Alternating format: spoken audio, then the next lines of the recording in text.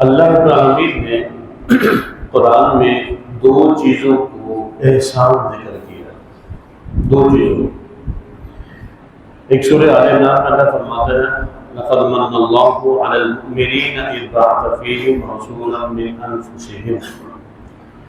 اللہ کہتا ہے میں نے تمہارے اندر محمد رسول اللہ کو بھیج کر احسان کیا ہے۔ ایک احسان ہمارے اوپر رسول اللہ کی بعثت ہے۔ ایک اور احسان ہے، وہ ہے سورہ حجرات میں اللہ فرماتا ہے بل اللہ یمن علیکم ان ہداکم للایمان ان کنتم صادقین۔ اللہ کہتا ہے کہ ہمارا احسان تمہارے اوپر یہ ہے کہ میں نے تمہیں ایمان کی طرف ہدایت کی ہے، یعنی ایمان دیا ہے۔ ایمان یہ ہے اللہ کا بہت بڑا احسان۔ اب یہ ایمان کیا ہے؟ ایمان اور فعل، اور اس سے پہلے دل کی تصدیق کرنا، یعنی اللہ اور اس کا رسول جو کہہ دے سب سے پہلے اس کو دل سے تسلیم کرنا۔ دل سے تسلیم ہوگا تو پھر قول سے اقرار بھی ہوگا، جب قول سے اقرار ہوگا تو پھر عمل سے اظہار ہوگا۔ تو یہ ایک سیکوینس ہے جو اللہ رب العالمین نے بنا کے دیا، پہلے دل سے اس کی تصدیق، پھر قول سے اس کا اقرار، اور پھر عمل سے اس کا اظہار۔ یہ ہے ایمان کی ایک سیکوینس ہے، طریقہ کار۔ پھر سورہ حجرات میں اللہ رب العالمین فرماتا ہے انما المؤمنون الذین آمنوا باللہ ورسولہ ثم لم یرتابوا۔ جب ایمان تم نے قبول کر لیا، تمہارے دل نے اس کی گواہی دے دی، زبان نے اس کا اقرار کر لیا، عمل نے اس کا اظہار کر دیا، اب شک نہیں کرنا، یعنی اللہ نے جو کہہ دیا ہے اس کو من و عن تسلیم کرنا ہے۔ رسول اللہ نے جو کہہ دیا ہے اس کو بھی من و عن تسلیم کرنا ہے، اس میں شک کی گنجائش نہیں ہے۔ اسی لیے سورہ بقرہ کی ابتدا میں اللہ نے کیا فرمایا الف لام میم ذالک الکتاب لا ریب فیہ۔ یہ شک والی کتاب نہیں ہے، یہ کتاب ہے ماننے والی، اس کو مانو۔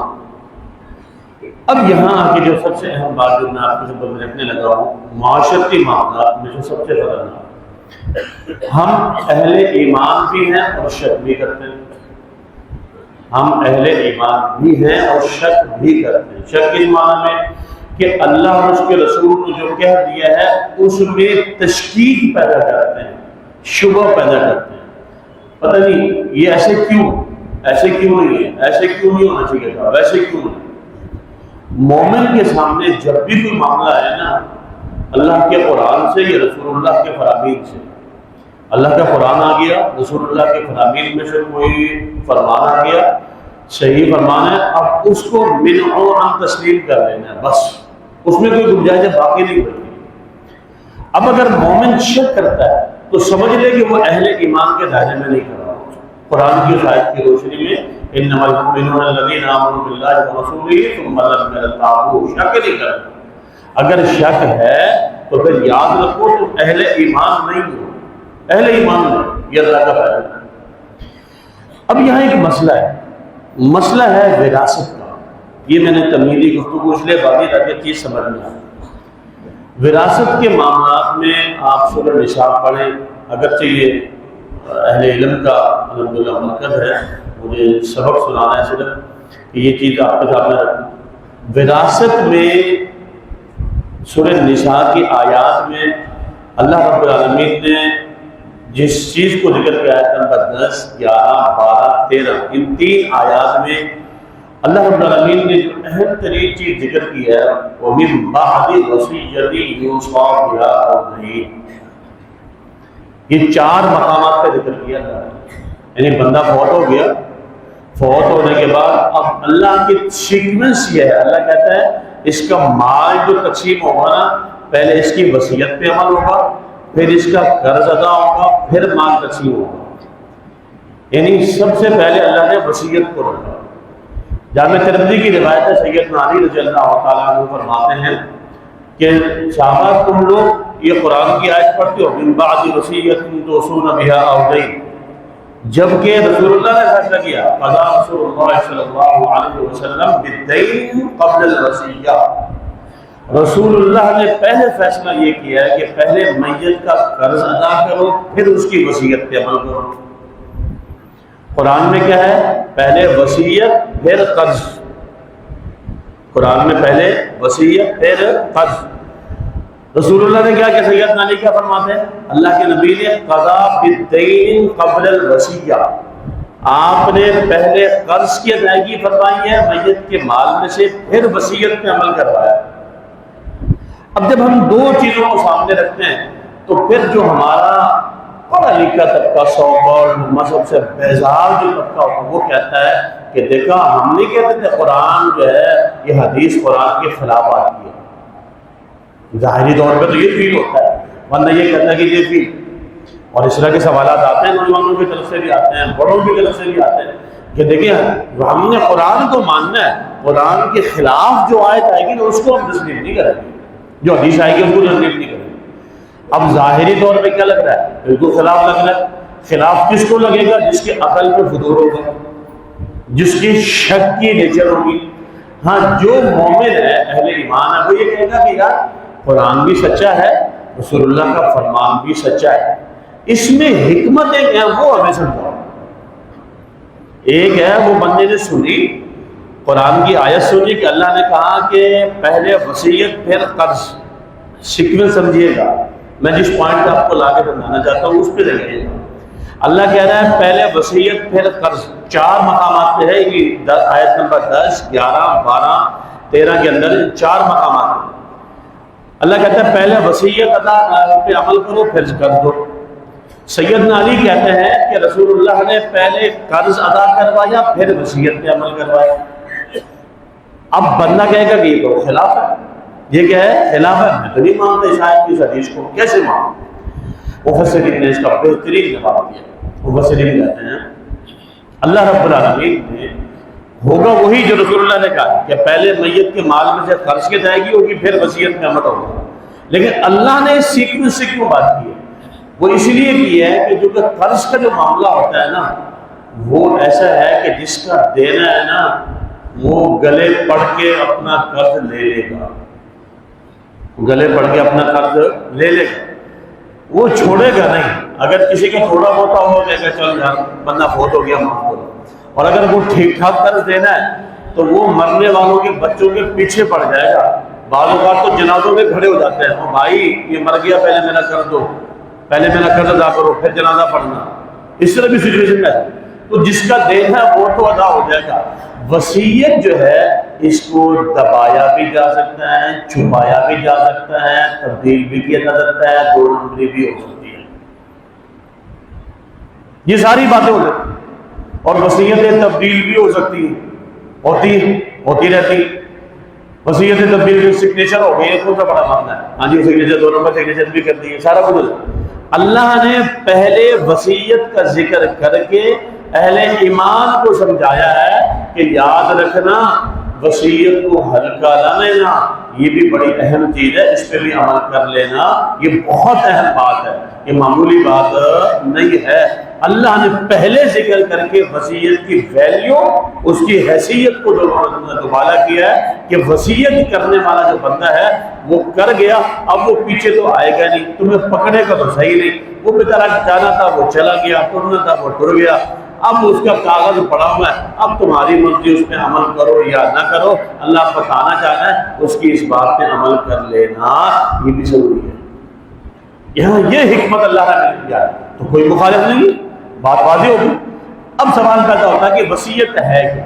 رسول اکرم صلی اللہ علیہ وسلم نے فرمایا الحق الفرائض، کہ جو یہ مال ہے یہ جن کے حصے اللہ نے متعین کر دیے کہ ان کو دے دو، لیکن یاد رکھنا لا وصیت لوارث، جو بندہ تمہارے مال کا وارث بن رہا ہے اس کے بارے میں وصیت نہیں ہو سکتی، اس کے بارے میں وصیت نہیں ہو سکتی۔ ہمارے بزرگ ایک غلطی کر کے جاتے ہیں، مال کے معاملات میں نا بزرگوں کی بڑی غلطی ہے۔ کبھی موقع ملے نا تو انشاءاللہ آپ کو بتائیں گے کہ بزرگ کہاں غلطیاں کرتے ہیں مال کے معاملے میں، مال کے تقسیم اور بٹوارے کے معاملے میں۔ وہ اتنے بڑے بڑے بلنڈر کر کے جاتے ہیں نا ہمارے بزرگ اللہ کی علامہ، اتنے بلنڈر کہ پیچھے بیٹے بیٹیاں لڑ لڑ کے مر جاتے ہیں، حرکت کس کی ہوتی ہے؟ بابے کی، وہ ڈر کے چلے جاتے ہیں۔ وہ حرکت اس میں کیا ہے؟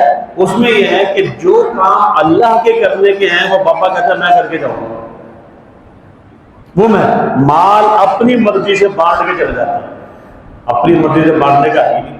اللہ نے اصول بنا دیے، ضابطے بنا دیے، ان ضابطوں کے مطابق مال آٹومیٹکلی تقسیم ہو جائے، بیٹے کے 2 حصے، بیٹی کا 1 حصہ، بیگم کا 8واں حصہ، یہ اس حساب سے مال خود بخود تقسیم ہو جائے گا، بابے کو بانٹنے کی ضرورت ہی کوئی نہیں۔ اب وصیت جو ہے، وصیت وہ کر گیا، ہاں جی میرے فلانے بیٹے کو یہ دکان دے دینا، فلانی بیٹی کو یہ گھر دے دینا، فلانے کو یہ دے دینا، اس کو یہ دے دینا، اس کو یہ دے دینا۔ بھائی آپ نہیں بھی دے کے جاؤ گے نا، وہ انہیں کا ہی ہے، وہ انہیں کا ہے۔ تم اپنی فکر کرو۔ اپنی فکر کیا ہے؟ وہ یہ ہے کہ وصیت کس معاملے میں ہوتی ہے؟ وصیت اس معاملے میں نہیں کہ بیٹے کو یہ دینا ہے، بیٹے کو یہ دینا ہے۔ وصیت اس معاملے میں ہے کہ جو آپ کا وارث نہیں ہے، آپ کا وارث نہیں ہے لیکن آپ کا بہت پیارا ہے، بہت لاڈلا ہے، اور وہ ضرورت مند بھی ہے، وہ جو ہے نا آپ کے مال کی اس کو ضرورت بھی بہت ہے، آپ کا تعلق دار ہے، آپ کے خاندان میں سے کوئی ہے، آپ کی برادری میں سے کوئی ہے، غریب ہے، آپ کا وارث نہیں ہے، آپ کیا کریں؟ 1/3 کی وصیت کر جائے کہ میرے بیٹو باقی تو تمہارا ہو ہی گیا ہے، وہ تو اللہ نے تمہیں دے ہی دیا ہے، اتنا مال اس کو دے دینا تاکہ اس کا بھی گزارا ہو جائے، اس کا میرے ساتھ حسن سلوک ہوتا ہے۔ یہ ہے وصیت، اس میں تمہارے لیے فائدہ ہے۔ ایک وصیت یہ۔ دوسری وصیت کیا ہے؟ کہ یہ مال 1/3 مال ہے، اس مال کو اللہ کے راستے میں فلاں جگہ خرچ کر دینا، باقی تو تم آپس میں جس طرح اللہ نے جسے بانٹے ہیں تم بانٹ لینا، لیکن میں اب جا رہا ہوں، اب میں کماؤں گا تو صحیح نہیں، اب واپس تو میں نے آنا نہیں ہے۔ بچوں 1/3 مال ہے، اس مال میں سے اللہ کا گھر بنوا دینا، اس مال میں سے فلاں کام کر لینا، اس مال میں سے فلاں خیر کا کام کر لینا، فلاں خال کا کام کر لینا۔ سیدنا سعد بن ابی وقاص رضی اللہ عنہ فرماتے ہیں کہ حجۃ الوداع کے موقع پہ میں بیمار ہو گیا، وہ شدید بیمار ہو گیا، اور اس بیماری میں اللہ کے نبی صلی اللہ علیہ وسلم میری تیمارداری کے لیے حاضر ہوئے اور بیٹھے، تو میں نے کہا اللہ کے نبی صلی اللہ علیہ وسلم انا ذا مال، کہ میں بڑا مالدار ہوں، پیسہ میرے پاس الحمدللہ اللہ نے بہت دیا، بڑا نوازا ہے، میری ایک ہی بیٹی ہے، میری ایک ہی بیٹی ہے، اور میں یہ چاہتا ہوں میں 2/3 یعنی 3 میں سے 2 حصے میں اللہ کے راستے میں خرچ کر دوں۔ آپ نے فرمایا نہیں، 2/3۔ خیر آخر آگے بات ہوئی کہ 1/3 پہ اللہ کے نبی نے فرمایا 1/3 مال اللہ کے راستے میں خرچ کر جانا۔ یہ کر سکتے کہ وصیت اس معاملے میں ہے کہ تم نے تمہارے مال میں سے 1/3 مال اللہ کے راستے میں تمہارے مرنے کے بعد، تمہارے دنیا سے جانے کے بعد تمہاری اولاد خرچ کرے۔ ایک دوسرا، بچوں کو بھی کہا گیا کہ اپنے والدین کے مال میں سے سارا مال بانٹ نہیں لینا۔ ابا اگر وصیت نہیں کر کے گیا نا، اماں اگر وصیت نہیں کر کے گئی، بھول گئے یا موقع ہی نہیں ملا وصیت کرنے کا، تو تم نے کہا کہ مال آ گیا، اب جلدی جلدی بانٹ لو، فٹافٹ کرو، ابا کی واپس نہ آ جائے، اماں کی واپس نہ آ جائے۔ ایسا نہیں کرنا۔ کیا کرنا؟ اگر ابا نے وصیت نہیں کی نا تو یہ بھی ہمیں دلیل ملتی ہے رسول اللہ صلی اللہ علیہ وسلم کی خدمت میں شادی حاضر میں اللہ کے نبی صلی اللہ علیہ وسلم، میری اماں فوت ہو گئی، اس کو موقع نہیں ملا وصیت کرنے کا، اس کو موقع نہیں ملا وصیت کرنے کا، اگر میں اس کی طرف سے کچھ صدقہ کروں اس کو اجر پہنچے گا؟ آپ نے میں بالکل پہنچے گا، تو صدقہ کر اس کے لیے۔ تو آپ نے میں کنواں خرید کے اللہ کے راستے میں وقف کر دو، پانی کا کنواں، وہ پانی کا کنواں اللہ کے راستے میں خرید کے وقف کر دیا گیا، اس کو دے دیتا۔ تو بچوں کو بھی سمجھایا کہ سارا مال ابا کا یا اماں کا پہلے بانٹ لینا، پہلے 1/3 کوشش کر لینا، نکال لینا، اور وہ ابا کی طرف سے اماں کی طرف سے صدقہ کر دینا، اور باقی پھر بانٹتے رہنا، کھاتے رہنا۔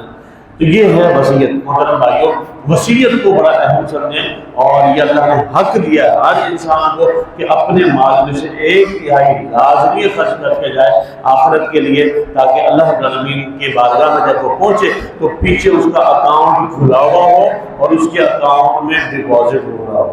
نیکیاں پہنچ رہی ہوں، بندہ قبر میں پڑا ہوا ہے اور نیکیاں اس کو ملے جا رہی، صدقہ جاریہ اس کا چل رہا ہے۔ اللہ رب العالمین مجھے اور آپ کو صحیح معنی میں دین پر عمل کرنے کی توفیق عطا فرمائے۔ اقول قولی ھذا وآخر دعوانا الحمد للہ رب العالمین۔